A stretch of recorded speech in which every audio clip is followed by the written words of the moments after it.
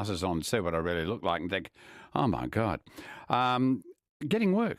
And but there are dangers. And this came across my desk the other day, and it's very concerning. Dr. Vivek Aranki is CEO of Cosmetic, which is a lovely name. People, and good afternoon to you, Doctor. Welcome to the Weekend Break. Robbie. Thank you for having me on. Yeah, good to have you. A number of unlicensed people are doing Botox and filler injections, and this is on the rise, and this is pretty damn dangerous. That's correct. I mean, it's been known in the industry for a while.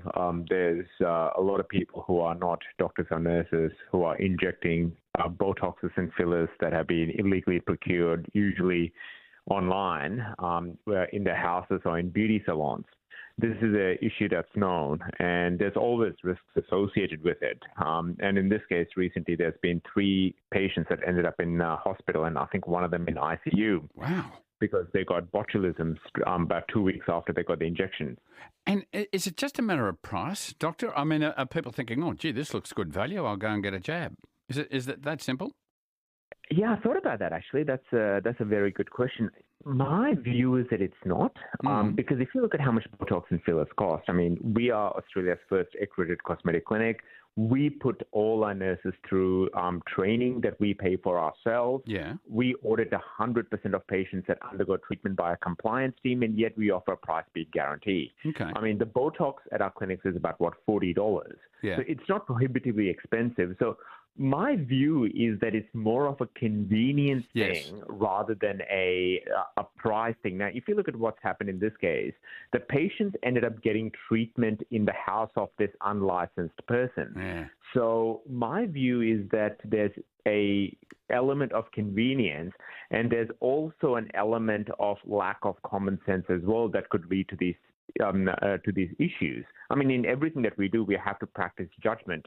And I think in this case, perhaps with these people, that may have elapsed a little bit. So if there's a horrible stuff up in the procedure, or even worse, ending up in ICU, if the person's unlicensed, what comeback has somebody got?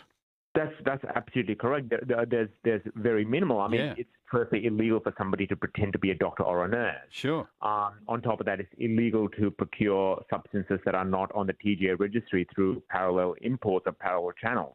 So there are criminal implications here for the person who's done the treatment. But then if you look at some of these regulations that are in place, for example, if you get the licensed correct version of the Botox or the fillers, it's really hard to get these type of complications. I mean, for you to get botulism, you really need to be injecting, about 3 or 4 vials of this into one person to just hit the minimum dose needed to have that issue.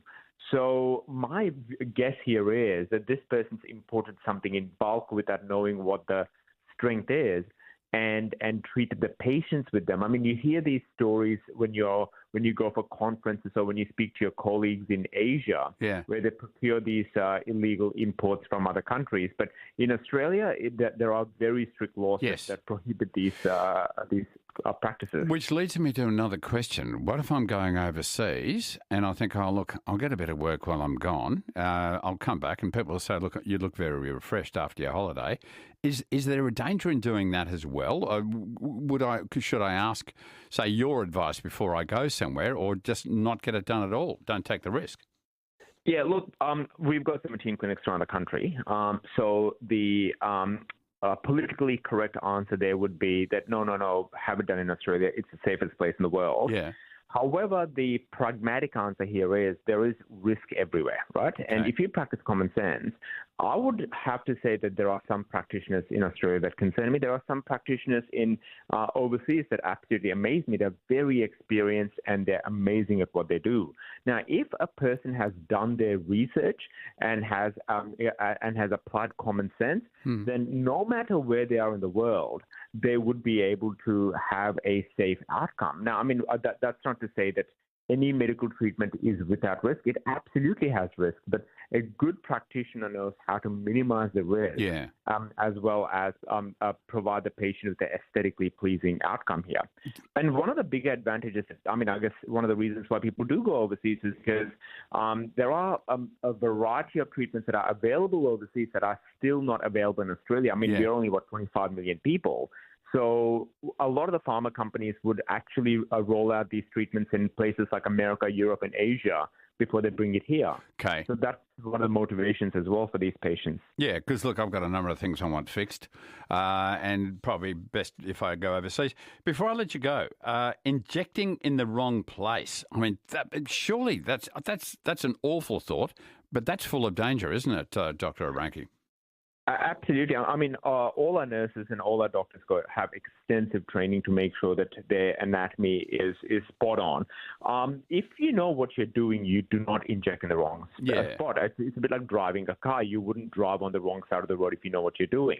So it's a risk that could happen if you seek treatment from somebody who doesn't know what they're doing. Yep. But if the practitioner is skilled and experienced, this shouldn't be a risk that people have to worry about.